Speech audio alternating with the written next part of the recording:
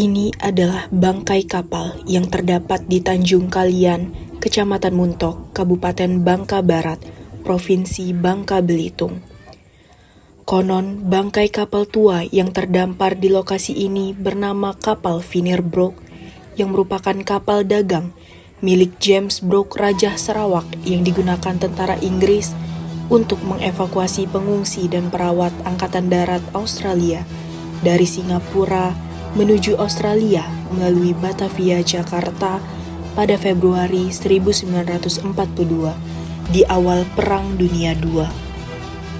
SS Finir Brook mulai bertugas pada tahun 1927 dan berlayar ke Singapura pada tahun berikutnya.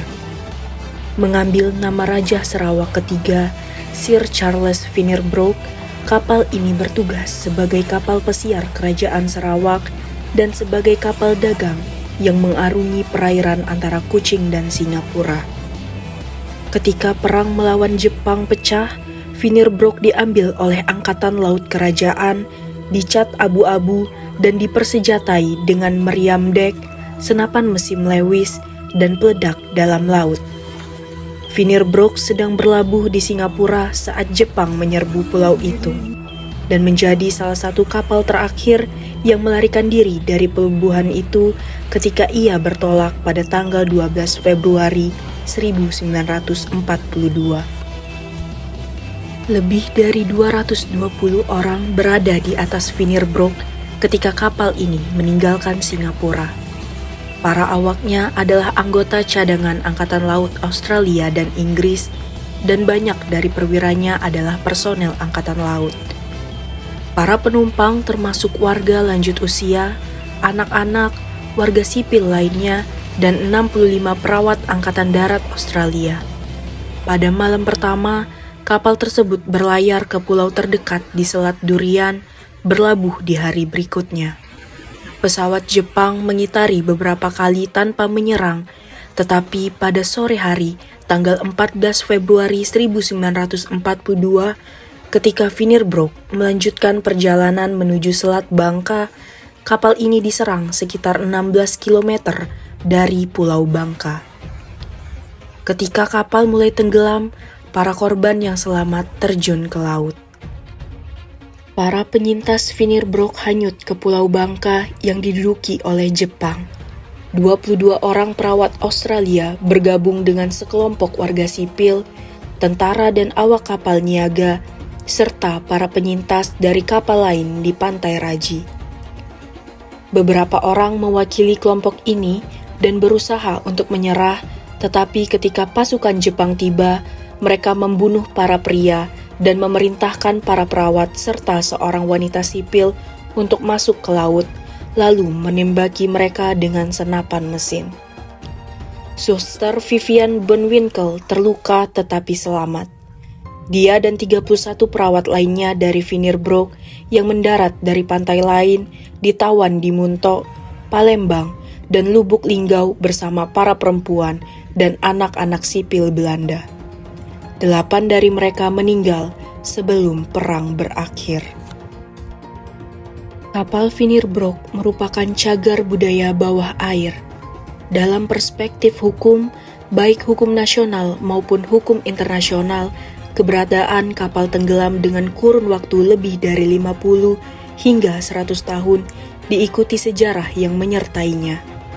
Pada kondisi tertentu dapat dikategorikan sebagai cagar budaya bawah air atau underwater cultural heritage. Istilah cagar budaya bawah air merujuk pada sisa-sisa aktivitas manusia yang berada di bawah laut, sungai, atau danau, termasuk kapal karam dan objek lainnya yang hilang di dasar laut, begitu juga situs prasejarah, kota tenggelam, dan pelabuhan kuno yang dulunya lahan kering dan akhirnya berubah akibat perubahan iklim atau geologi. Cagar budaya bawah air merupakan salah satu bagian dari kepentingan nasional suatu negara dan penting guna menelusuri perkembangan peradaban selama ini. Keberadaannya di bawah laut membuat pemerintah kurang menaruh perhatian terhadap keberlangsungan dari cagar budaya bawah air tersebut. Terlebih lagi, banyak terjadi tindakan penjarahan atau looting dan pengerusakan terhadap cagar budaya bawah air dan mengancam keberlangsungan dari nilai budaya itu sendiri. Pengaturan tentang perlindungan cagar budaya bawah air dalam hukum internasional diatur dalam 2 konvensi. Yang pertama, United Nations Laws of the Sea Convention atau UNCLOS, dan yang kedua, UNESCO Convention on the Protection of the Underwater Cultural Heritage atau UNESCO Convention. UNCLOS mengatur hal-hal mendasar tentang hukum laut, termasuk pengaturan tentang cagar budaya bawah air, yakni pasal 149 dan pasal 303. Pada pasal 303 UNCLOS menyatakan bahwa semua negara berkewajiban untuk melindungi temuan benda-benda purbakala dan bersejarah di bawah air, serta harus bekerja sama untuk tujuan tersebut. Namun, UNCLOS tidak memaparkan lebih terperinci mengenai hal tersebut. Pasal tersebut juga memberi hak terbatas bagi negara pantai untuk melindungi cagar budaya bawah air dalam zona tambahan. Yang terpenting lagi, dalam pasal 303 adalah UNCLOS membuka ruang bagi perjanjian internasional dan peraturan hukum internasional lainnya yang terkait dengan perlindungan atas benda-benda purbakala dan benda-benda bersejarah. Di samping itu, pengaturan mengenai cagar budaya bawah air juga tertuang dalam pasal 149 UNCLOS. Pasal tersebut menyebutkan bahwa semua benda purbakala yang mempunyai nilai sejarah dan ditemukan di kawasan harus dipelihara atau digunakan untuk kemanfaatan umat manusia sebagai suatu keseluruhan, dengan tetap memperhatikan secara khusus hak yang didahulukan dari negara asal kebudayaan atau negara asal jarahan dan asal kepurbakalaan.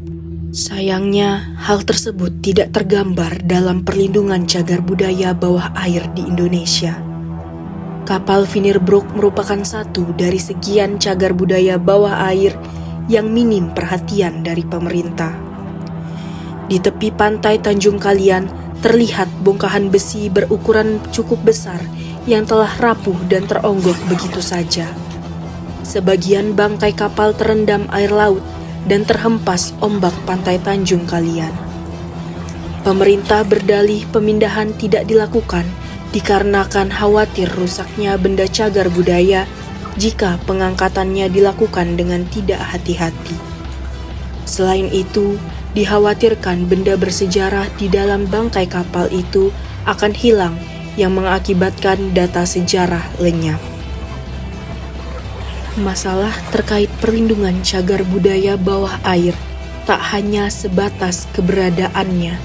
Selama ini, pencarian harta bawah laut di perairan Bangka Belitung hanya berorientasi pada nilai barang temuan tanpa peduli dengan nilai ilmu pengetahuannya.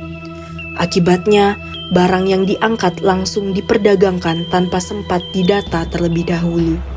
Saat ini, pencarian benda-benda muatan kapal yang tenggelam secara liar di Bangka Belitung masih marak.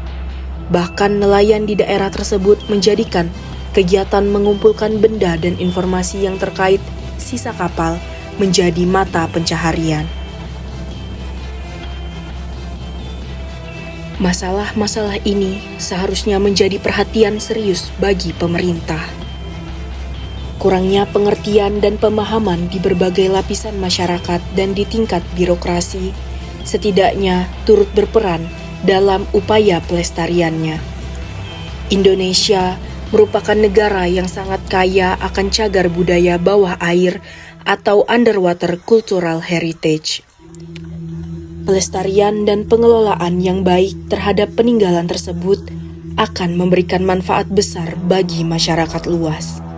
Karena sejatinya, kekayaan nilai ilmu pengetahuan dan nilai historis yang terdapat pada cagar budaya bawah air tidak dapat ternilai dengan harga berapapun.